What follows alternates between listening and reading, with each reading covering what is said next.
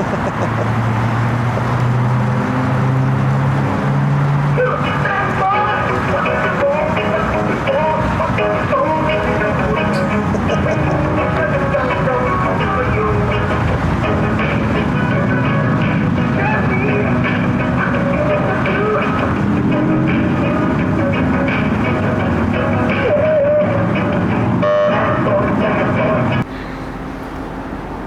want to be on cops? Let's go say hi to her. You ready for this? Yes.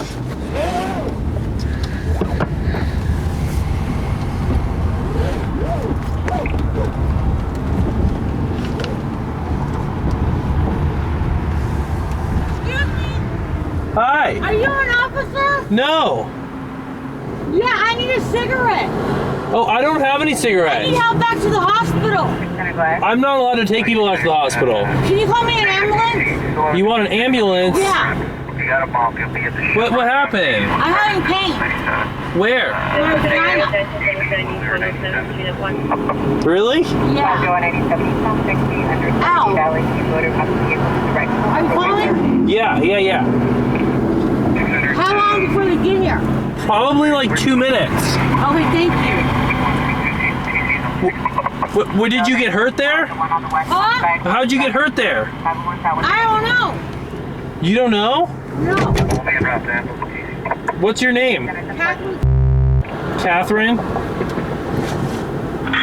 paramedics, upper 120. What's the address of the emergency you transfer manager? The corner of Temple and Beaudry. And what's the emergency there on Temple and Beaudry? I got flogged down by a woman who is complaining of vaginal pain, and she keeps screaming, ow. Yeah, that's all I know. No problem. Are you with her right now? Right next to her? I am. About how old is she, approximate age? How old are you? 47. She's 47. 47, okay, no problem. And was that her in the background talking to you? She's awake and answering questions correctly and appropriately as far as you can tell? Yes, I mean, there might be something mentally wrong, no but... problem. Any other complaints of it? Any other complaints, symptoms, or serious medical problems? Is it just your vagina? Yeah. Nothing else bothering you? Okay, no problem. Thank you, sir. It's up to you if you want to stay there. I'm sure we'll be able to find her with the description you provided.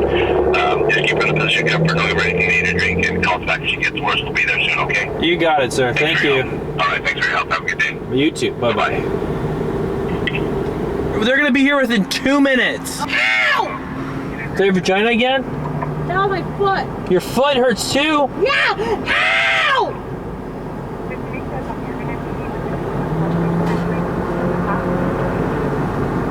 Can you take me to the cigarette? Find me a pack? No, I can't. Please.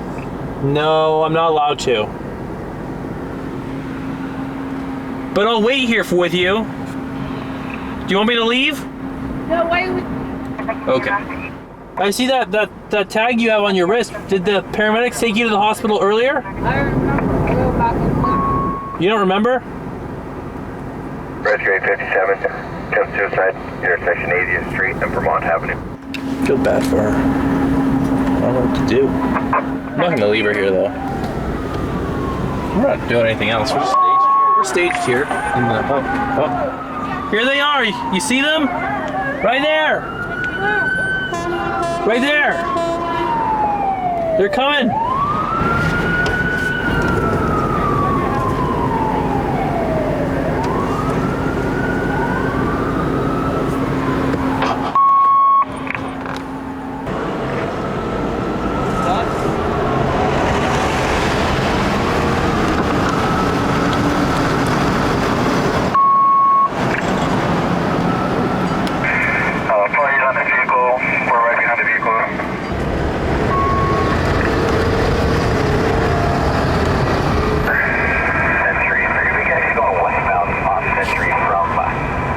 Most bizarre.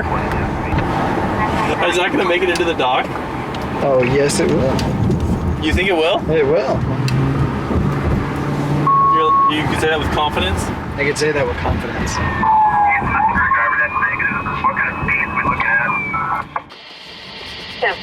Ooh, my mess. Hold on. 26 Redwood Park. I'm waiting for my close-up, Mr. President. White 43. Just name all the guys, what areas they cover, and like their personalities. Okay, so you got Gabriel. Gabriel works the Simi Valley area, Ventura County. He is probably one of the funniest guys, if not the funniest guy in the company. He's brilliant when it comes to everything he does. He's insanely detailed. He's a super perfectionist.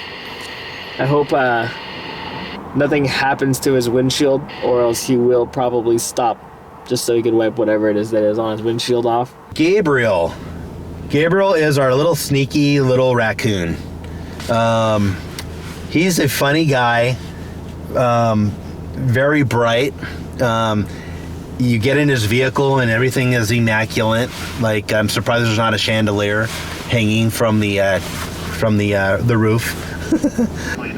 Well, this car is, I don't just see this car as my office. It's actually my second home. The other guys might say, oh, you know, why do you clean the interior of your car so much? Or, you know, it's just a work car. Well, it's a work car, but I also spend over half my day in this car. So, you know, I care if my seats are stained or if, you know, the floor needs to be vacuumed. This is my space. I spend a lot of time in here. It should be clean.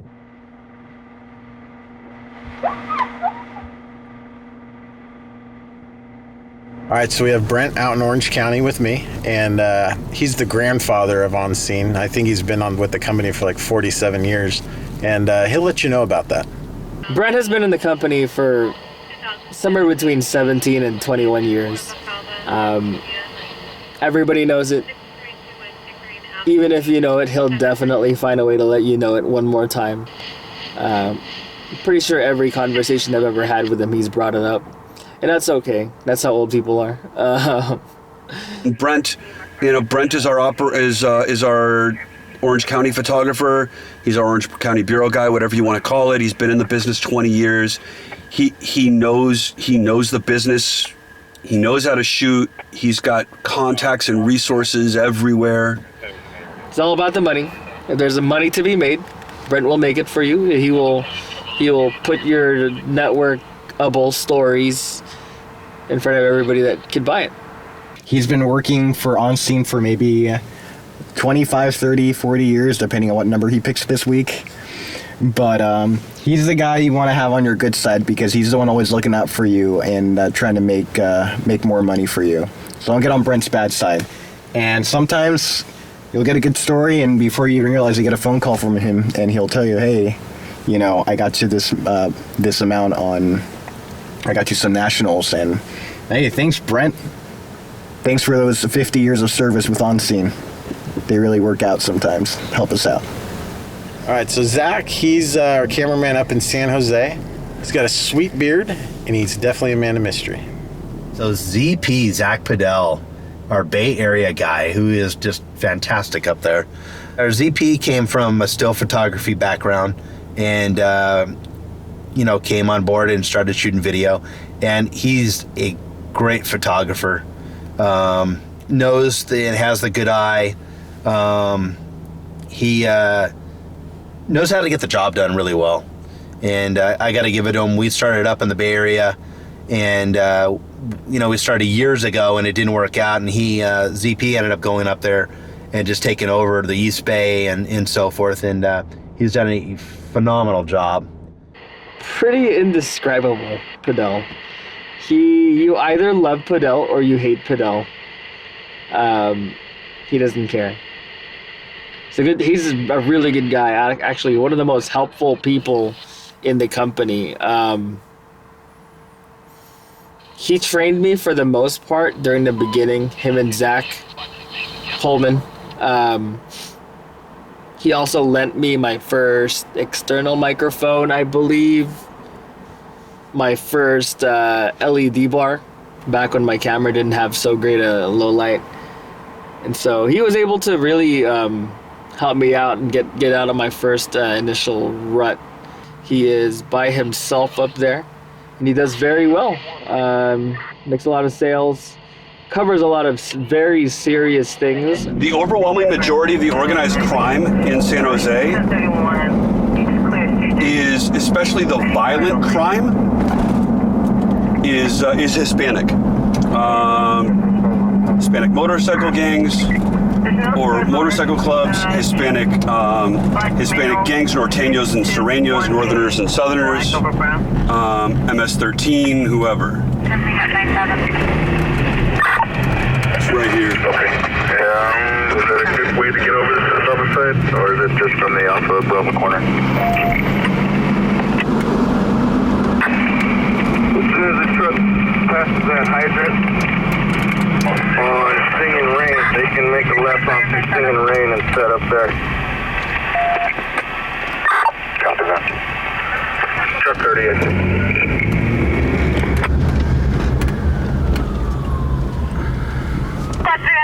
Medical call East Alma Avenue at East Alma Court.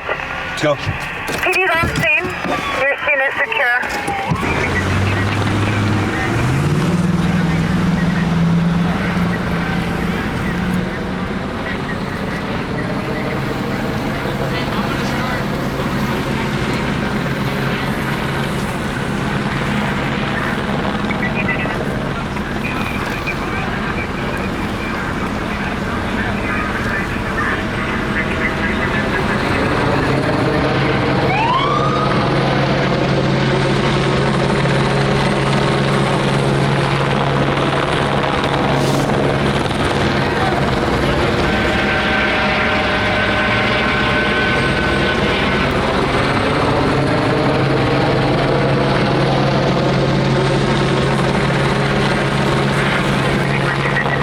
Some long stuff on sticks because he's dead right there. I don't know if you can see it, but he's uncovered, so it's going to be problematic for me right now.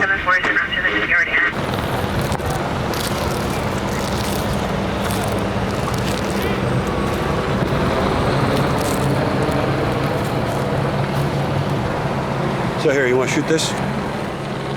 So what you're looking at is the lieutenant's vehicle. That's the deceased gunshot victim's vehicle. You'll see the yellow markers for gunshot, either casings or physical evidence, and the dead body's behind the car. And the reason why I want the dead body behind the car is because the TV stations do not use dead bodies here. Just give me 1 second. The TV stations they don't want covered dead bodies. They don't even want yellow tarps. They want nothing. They want to show the story without showing that somebody's physically dead. The TV stations in LA, they're less loosey-goosey about it. They're like, they don't mind dead bodies. They'll blur out faces. The Spanish stations down south, they'll show the whole kit and caboodle.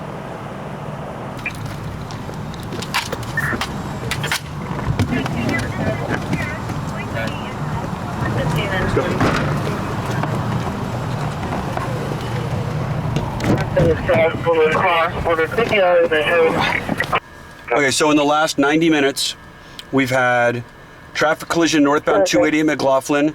We had another traffic collision southbound 680 under 101.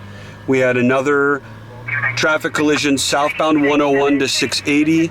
We had a commercial fire, which was just down the street, Story, on Story Road, just the other side of Capitol Expressway.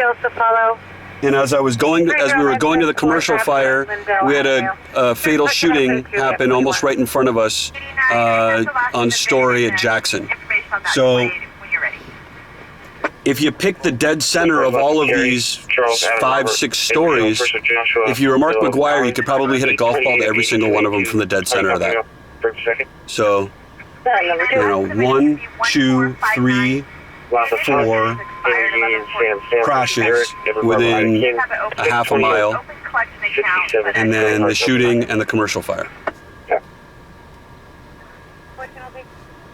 So I like that about Zach. Every time he calls me, we talk for a couple hours or an hour at least. Not sure if we already ran him this evening or not. And we typically bounce ideas off each other pretty well. John, John's got his other career, and it's and it's really noble, and he's working with the homeless, and he's basically doing homeless advocacy, and then he's got this adorable toddler at home. It's that's just got this infectious smile. So John, he's a really good photographer. Shoots on DSLR, which I really wish he would get a video camera. But he shoots really well. He's got a good eye. I wish he would shoot more, but I know he's got a full-time job that he's at all the time. How long do you see yourself doing this? The future is really murky for me right now. The homeless outreach, I love doing it, but it takes a greater toll on me than it does with everything I've ever done and seen with this company. So during the day, I locate and provide services to homeless people around South LA area, particularly Watts-ish, Compton, Linwood, Paramount, unincorporated LA. So my job is to verify that they are indeed homeless. If they're interested if they approach us first, basically, we fill out a request form for them, so that I can go out and verify their homelessness. A lot of people try to fake their homelessness so that they can get whatever benefits.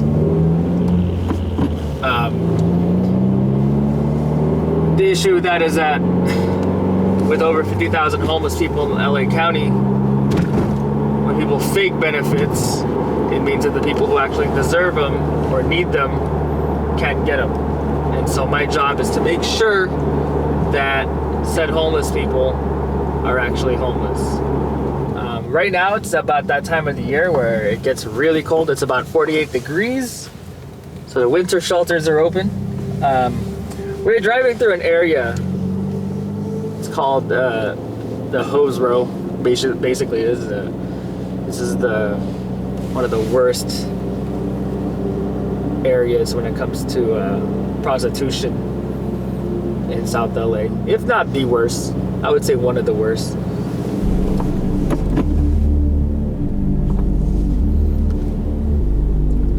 So people come over here and they take these ladies wherever it is that these ladies are willing to go. It's pretty crazy, and a lot of people, they're actually dressed up quite a bit tonight. I think we all quit playing today. You know,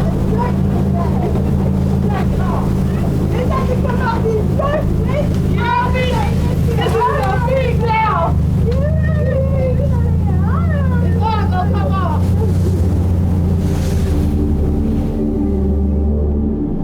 I was tasked not too long ago to actually look for someone in this area, which is pretty crazy. I got pulled over, and the cops were like, "What are you doing?" And I'm like, "I'm looking for a hooker." And they're like, "What?" And I was basically showed them the paperwork, and I was just like, "Yeah, I wasn't looking like that, but apparently someone came into my office and was looking for some help." And you guys just so happened to pull up behind me. Back when I used to work in Compton for On Scene, hookers used to come up to my window all the time. That was when I was in Crown Vic. So there's got to be a reason why they're trusting enough to pull up like that, Got to be a reason. But that's the Hose Row. And this is going to be Grand Avenue. Grand Avenue at one point was one of the worst homeless encampment areas around. It might get a little hairy. I don't know. Just FYI, I would keep that shit running. Get away, dog. in a fucking fire recently.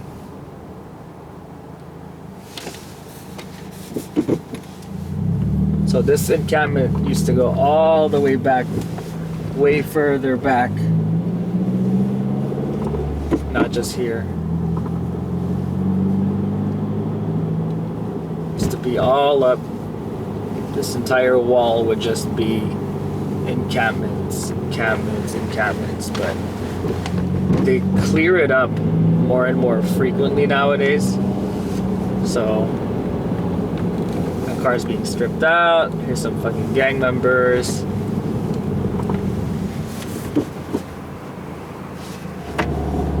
So that's Grand Avenue.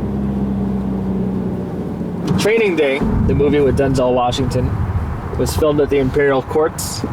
It's gonna be those buildings over to the left. They're projects. They're the projects. It's actually okay when you drive through in the daytime. Nothing too crazy to see there. A lot of gang activity and all that stuff. It's pretty wild. It is South Central. A little bit of care is a good idea.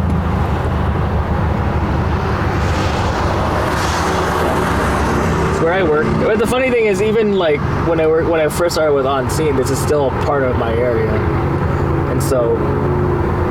And I just recently found out that I went to church in Watts as a child.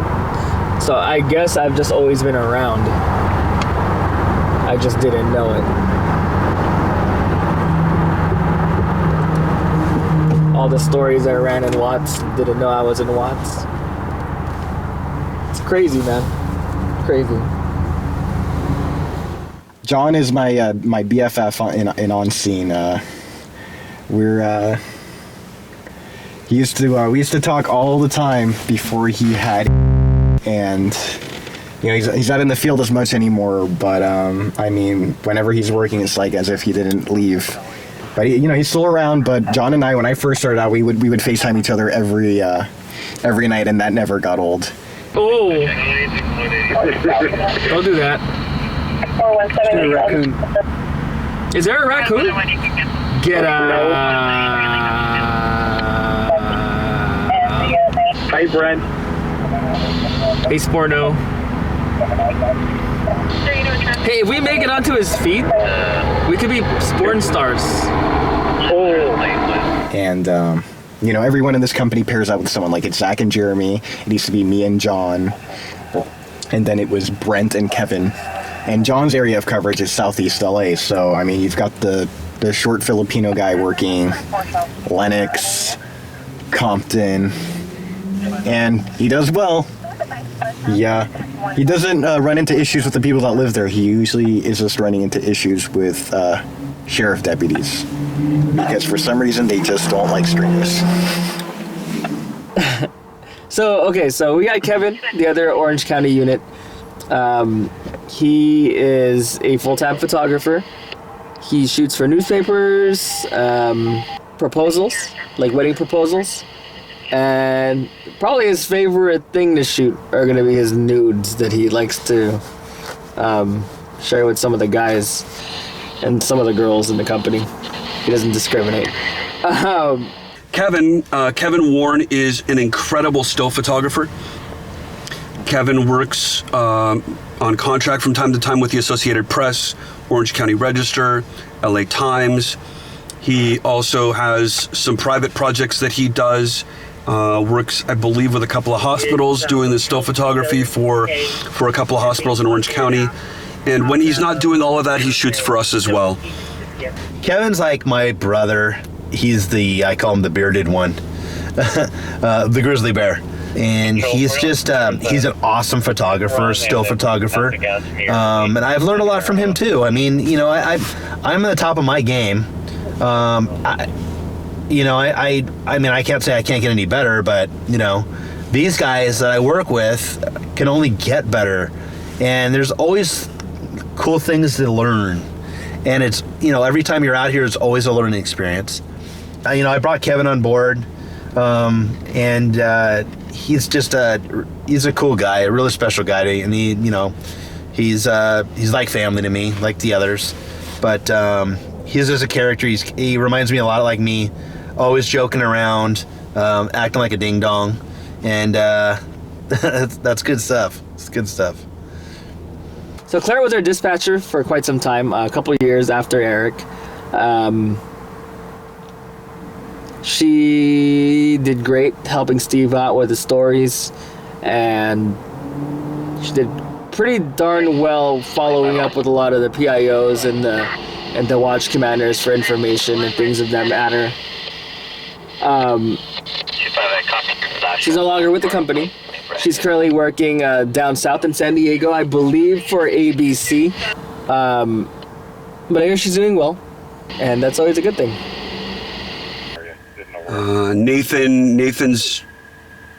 Nathan exploded onto the scene in the last year and a half to 2 years. We jokingly call him our intern, but he's a phenomenal photographer and he's a really good radio guy.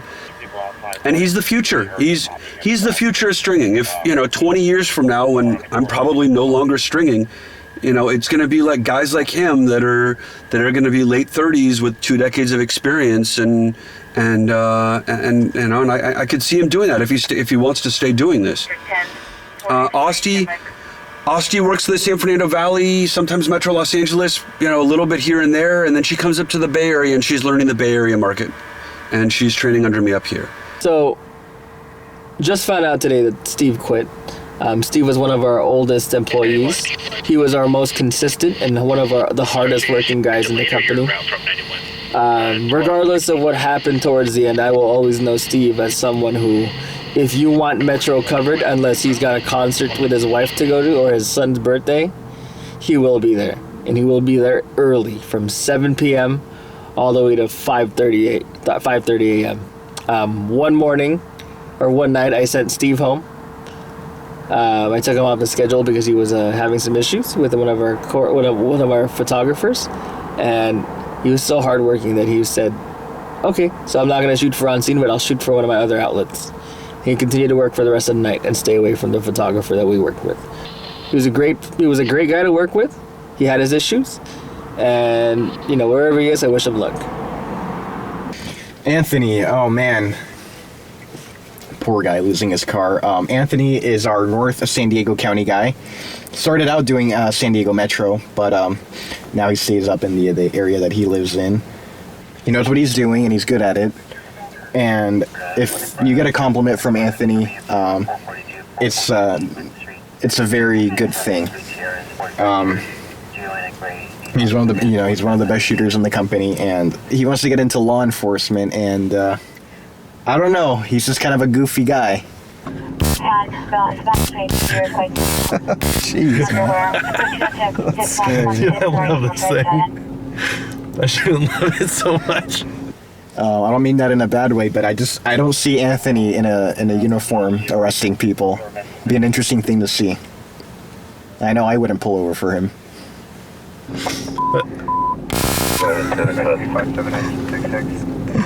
Oh man, I'm gonna zap myself one day. Anthony has basically resigned as chief photographer and operations director of San Diego to explore a career with the California Highway Patrol. I think out of everybody that I've met doing this job, he is probably the best fit for that. He is a phenomenal guy, and I wish him decades of success with the Highway Patrol. I think that the Highway Patrol is very lucky to have somebody like him. Anthony is one of the hardest working guys in the company. Once I got my 9 to 5 and my hours started to dwindle, Anthony was there to basically cover and to run the group at night and to handle whatever the guys need. I think the company will definitely lose. Will take a hard hit once he goes and starts his new career. Okay, so Anthony, our San Diego main squeeze, who started as San Diego for us. I can't say enough of the great job that he's done and things that I've learned from him too. Anthony is a perfectionist, I think. takes his job extremely serious, shoots on sticks all the time on his tripod, and just really knows how to put a real good package of video together. Super excited for him. He just made CHP. He starts the academy up in a couple weeks. I'm super stoked that we're now going to have somebody in law enforcement, in the law enforcement family, and I'm hoping he gets to work Orange County, because I'm going to speed like a madman next to him, and I know I won't get a ticket. No, I'm just kidding. But yeah, I'm super happy for him, and it couldn't be for a better person, and I hope he stays safe, and he knows if he needs anything, he can always call me. A San Diego man found himself face to face with the flames, and he barely made it out alive. 10 News reporter Bree Steffen talked to him about the close call with the lilac fire that destroyed his car and his livelihood. There are roadblocks all over this area now, but one San Diego man found himself right in the middle of the lilac fire right when it first broke out. What's hard is that this isn't the first time that I've been out on a brush fire. This isn't my first brush fire. Anthony is used to being close to danger. I've always shot news. He's a photographer in San Diego County. I work for On Scene TV. But Thursday was the first time he was ever scared for his life. He was here near West Lilac Road when the wildfire started. I initially drove all the way up to that house, and I banged on the door to see if anybody was home. And as I was coming down, I saw this house start to catch on fire. And then the house over here started to catch on fire. His car got stuck when he tried to leave, forcing him to make a life-saving split-second decision. All of a sudden, I couldn't see anything. It was like, I couldn't see the front of my hood. It was just gray and orange, and I could feel the heat coming through my window, and I was like, nope, time to leave. It went from, this is bad, to I have to go, like right now, to survive. In his race for safety, a Good Samaritan scooped him up. This guy who I'd never met before, his name's Blake, in the most calm voice ever, how can I help you? Like, get into my car, like let me, let's get out of here. How can I help? And I later find out that this man lost his entire house. The fire destroyed Anthony's car seconds later, along with all his equipment, thousands of dollars worth. I have one radio and my press pass. But like many other people who are trying to figure out how to replace the things that the fire took from them, Anthony says he won't give up his passion. Oh yeah, I'm still gonna do this.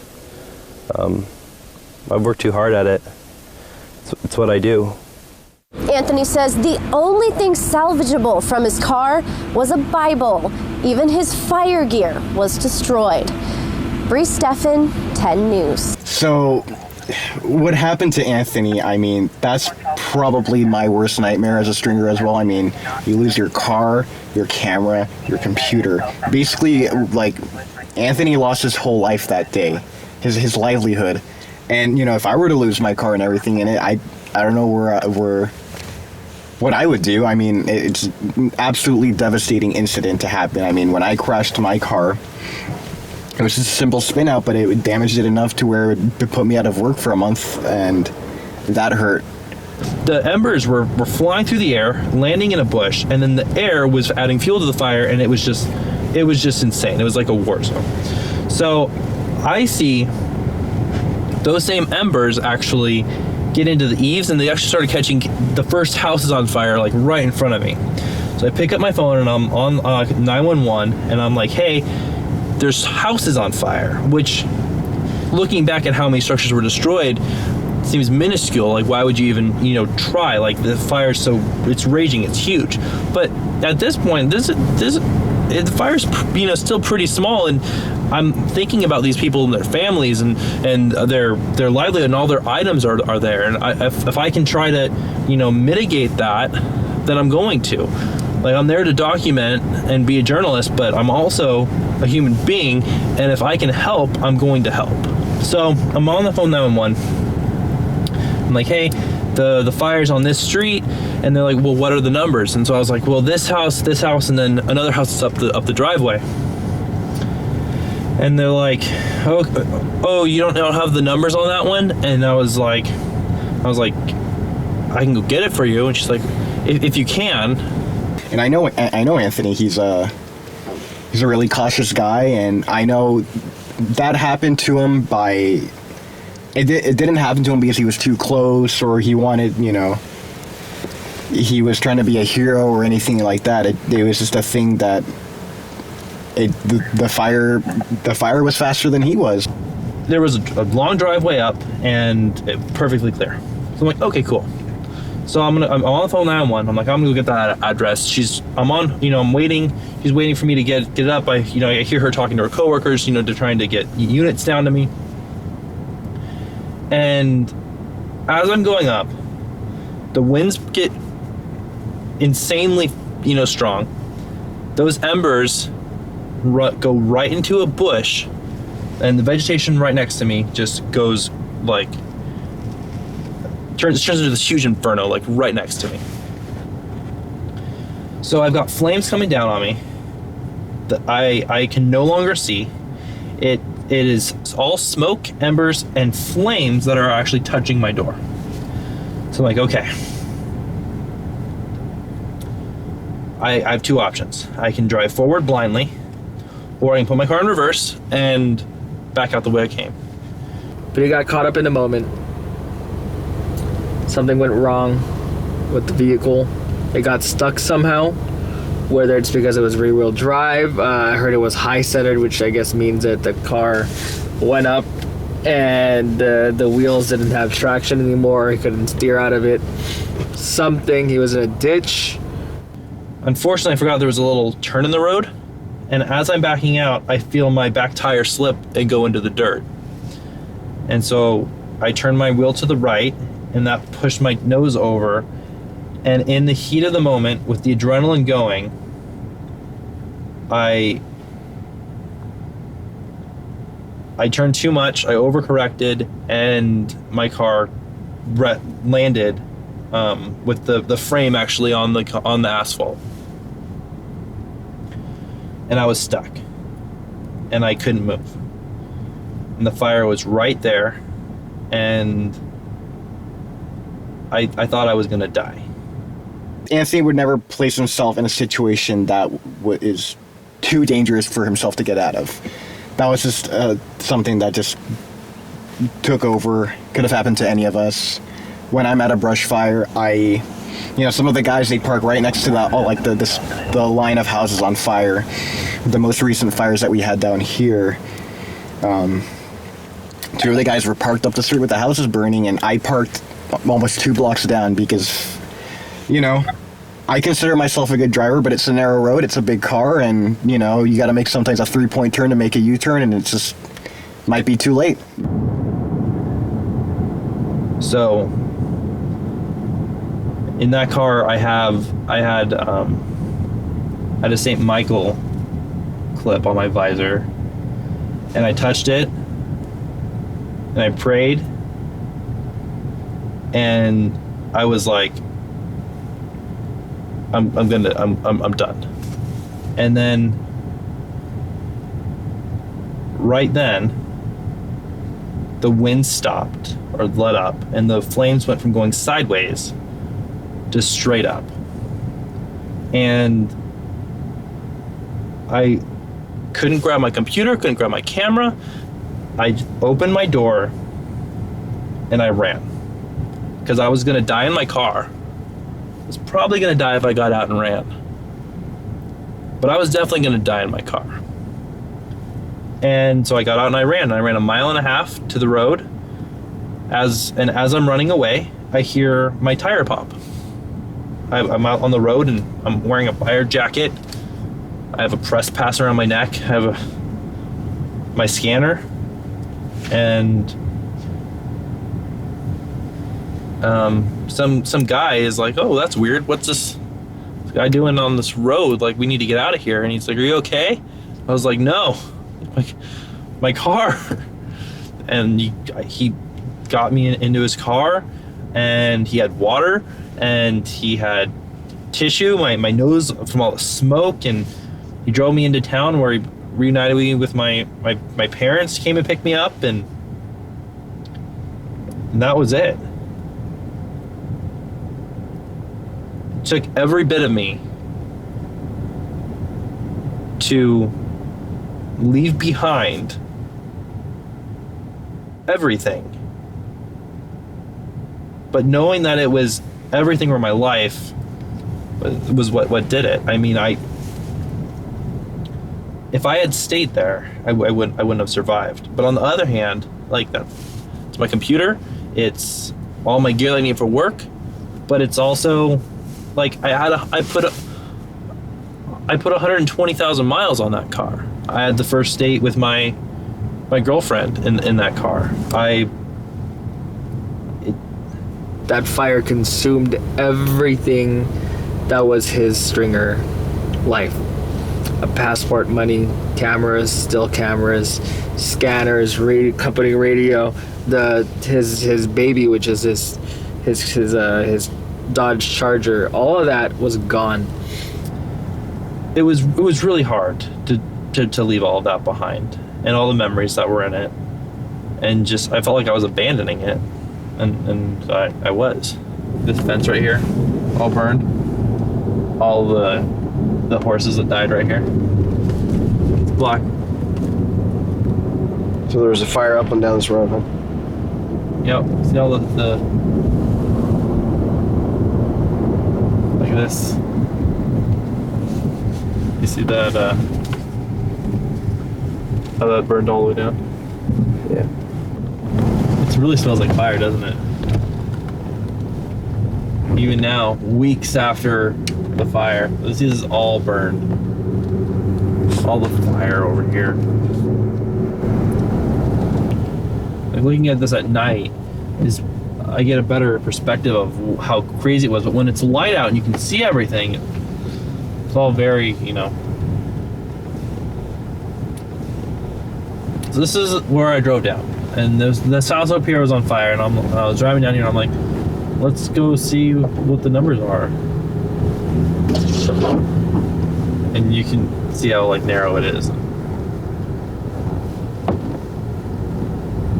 And right here, this is it. This is where it happened. In there.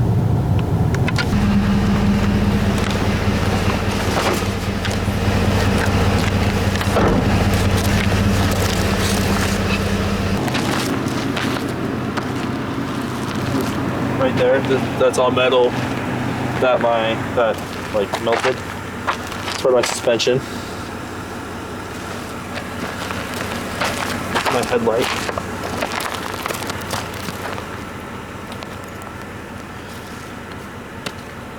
It used to be my headlight. It's not my headlight anymore. And then this is actually the magnesium that completely melted. And then you think of the Bible that survived, and then it did this. It's almost beautiful when you think about it. This was the bush that caught fire. It's so leafy and thin, and then when it caught on fire, it just, my car.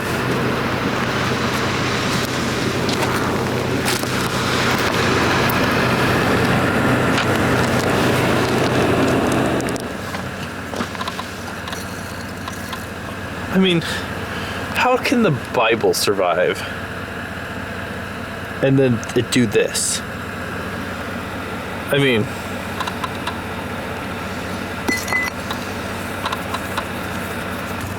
I still to this day think back to what if I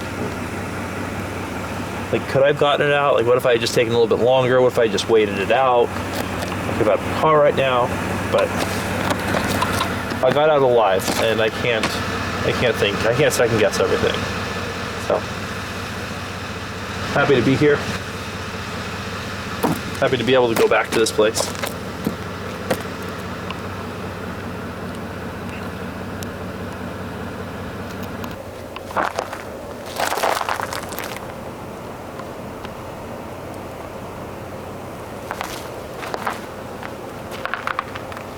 So there was a house back there?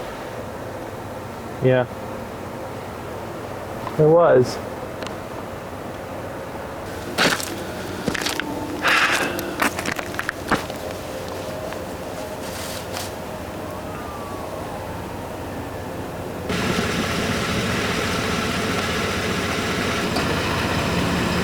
A huge potential that if everything works out, if I'm so fortunate to become a peace officer, that I may not need all of that anymore. At the same time, like, I haven't gotten through the academy. I haven't passed all of the tests yet. Like, there's still, like, who knows what could happen. So I can't not rebuild. I have to do something for money, but it really put me in a tough spot. And as far as the situation goes, I'm glad he's going to be able to recover from it. He's got a pretty bright future, whatever he decides he wants to do. And it's kind of amazing to see the community step up and help him out. Especially after everything he does, after all the work that he does and, trying to help people out. It's kind of amazing. Even Scott from Loud Labs and the other our other competition, they all donated money to his GoFundMe account, which is crazy. And I donated money to Anthony.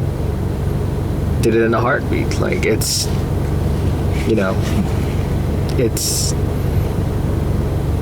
your coworker. It's someone that I've been in this company with for quite some time now, so it only makes sense to help him out. As of right now, Jeremy's our CFO. Jeremy is in Houston, Texas. Jeremy started in the San Fernando Valley, and when we transitioned and Zach bought Rob out of the company, Jeremy became the CFO, so he handles all of our billing, handles all of our billing, our payroll, our projections, and now he's running operations in Houston, Texas. So Jeremy, the second owner of the company, our CFO, he covers the Houston area, and I gotta say, he has also really gotten better over the years. He shoots a kind of a different style video. He loves his coloring and all that in his video. He's just really good. Jeremy is the other side of the two-headed dragon that is on scene. Jeremy realizes that the money to be made isn't all in LA. It's difficult to make money in LA, and so to prove his theory, Jeremy basically moved to Houston last year, and has only been home maybe a month, 2 months or so.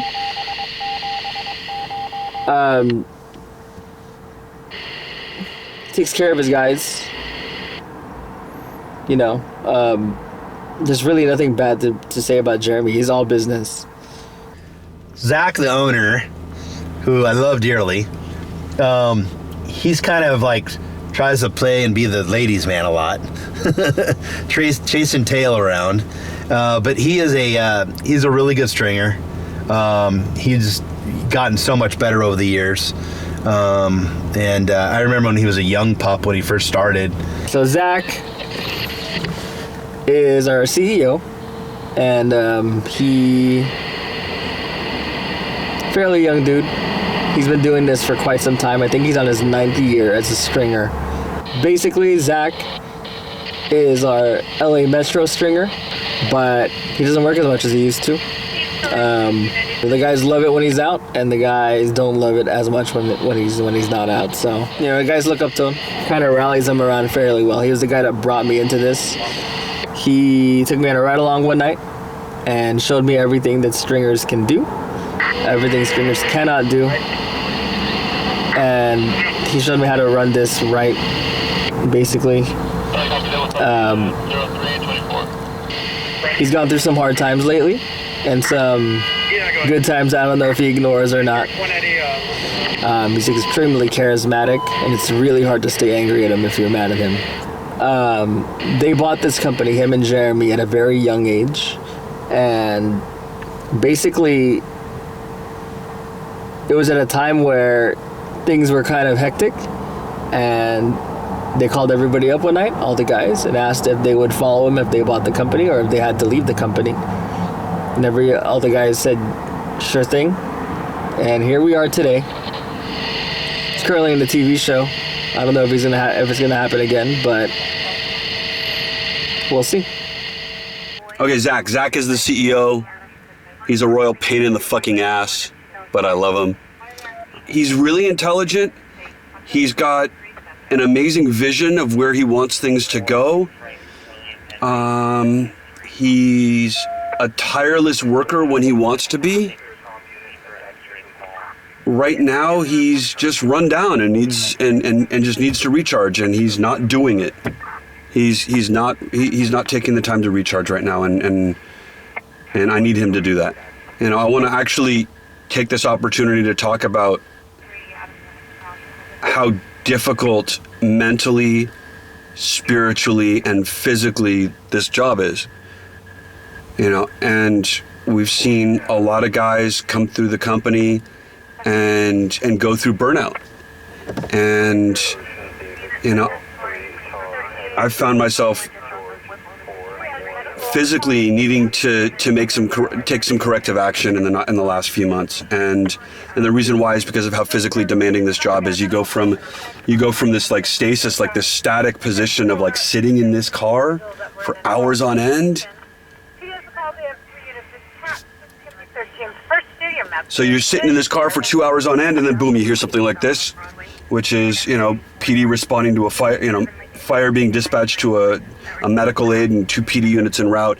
And then literally you go from just sitting here listening to 5 radios blaring at you for hours on end to, I gotta haul ass and get to this call, and then you're grabbing 30 pounds of gear and you're running all over the place, and then you go right back to freaking static, you know, sitting in a car for hours on end. And that takes its physical toll on the body. So, you know, between that and all the stuff that we see, Zach's going through that, and he's trying to find his place, and he's trying to find his balance with all of it. Zach is an incredible leader, and he's very convincing, and it's very easy to believe what he believes, and it's very easy to believe in him. And he's got the years of experience and the years of his successes to show for it. You know, but at the end of the day, when we get to that point of burnout, we gotta shut it down. We gotta do what we have to do to take care of ourselves. And, you know, and I'm looking over the list of the people that are in our company, and everybody handles it differently. Jeremy automatically takes a couple of days a week, and he goes out and he goes country line dancing, or he goes out and gets drunk, or he does whatever he does, and he's exploring a new city like Houston for himself, and you know, he does that, and he does what he needs to do. And Zach, you know, he gets on his motorcycle and he goes and he rides, and he just clears his head. You know, Austie and her relationship, and, you know, and her nephews, and you know, her other personal side projects. She knows where her limit is, and she doesn't push past that. You know, and everybody has their own outlet. Kevin's a phenomenal still photographer. And, you know, between that and his personal adventures of off-roading with his 4Runner, and, you know, and then Gabriel's got his own personal stuff, but we all do what we have to do to get some separation from the job. This job, it's exhausting because you're up all night. And you get sick of not making money. Sometimes it's not on you. Sometimes it's on factors you can't control. You know, one of my clients was gunned down an hour after I spoke to him. On scene, coincidentally ran the story. I didn't know until I saw the footage that they were there. But, you know, things like that happen in that particular field, and it's draining because you start caring about your clients and the people that you're helping. And when when everything you try doesn't help, and people suffer because of it, then it's a huge hit to everything that you stand for as a person and everything that you're trying to do, and it makes you lose your confidence in yourself. It makes you lose your confidence in your team, and it's different, you know. So, how long will I work for On Scene? I don't know. How long I work for homeless outreach? I also don't know. I have no clue. My only goal is to work. Everything that I do, I want to run 100%. Is that possible at all times? No. You know, the harder I push with one job, the less I can push with another job. And if I balance those two out, then the third one loses. So it's being spread thin, it's being all of those things, and I guess it's just a matter of, you know, what am I willing to let go? And at this point, I'm not willing to let any of the three go. So morale-wise, I mean, there's ups and downs. There's lulls. There's highs. It's very cyclical. I mean, you know, I love this job a lot. And I mean, there's been times where, you know, at least for me personally, morale-wise, I love this job, but there's been times where I sit here at night, nothing's going on. I'm like, what am I doing here? And it's happened a few times. It's frustrating. And then I get that, as bad as it is to say, I get that double fatal fiery crash, and I'm right up there again, happy where I am. I think that being a stringer kind of has an expiration date. I mean, you can do it forever. There's maybe, I'd like to say that there's maybe like a 24 Adam Charles 1. There's a good 15-year period where you can be like the best stringer that you can be, and then it's time to move on.